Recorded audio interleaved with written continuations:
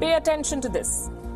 In the whole of the 2014 election, the poll panel seized nearly 300 crore rupees in cash, 1 crore 61 lakh litres of liquor, 1 crore 61 lakh litres of liquor, and more than 17,000 kilos of narcotics, drugs.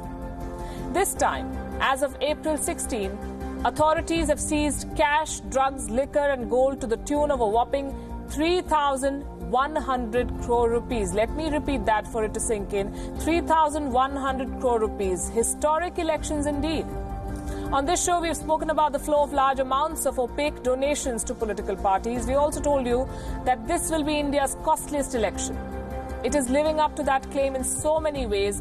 Parties are expected to spend more than $7 billion in this election.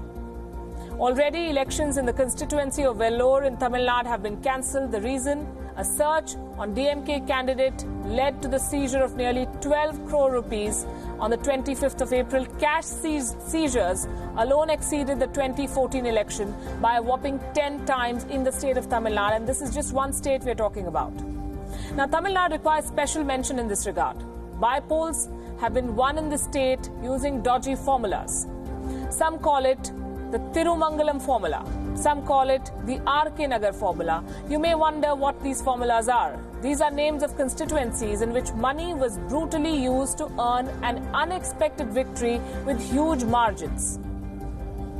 Every major party in the state bribes voters to win votes, and they do so openly.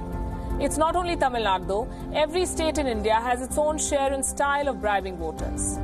Their target audience, the poor person living on the fringe.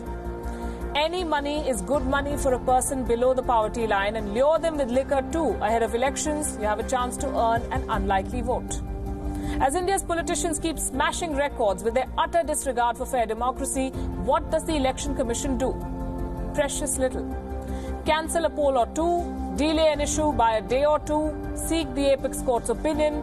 Why do they do this? Because the Election Commission does not have the powers to act on its own on several complaints. They're a very important body, but a body with limited powers. Besides, think about the morale of an organization like the Election Commission, which will then see the same candidates who are accused of gaming the system becoming representatives of the people and giving them orders.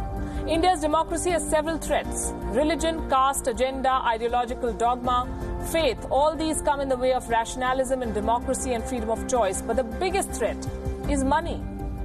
It allows elections to be decided on money. We allow such politicians to then be the people's representatives. We wave a goodbye to the functional democracy in some ways. It's time the poll panel is empowered to act on those who are bribing voters. Strict laws are needed. More important than the laws are timely action. It has been an issue that has been plaguing our democracy since the 1960s. Several election commissioners in India, including the likes of T.N. Session, have written about this. Perhaps it's time to act now.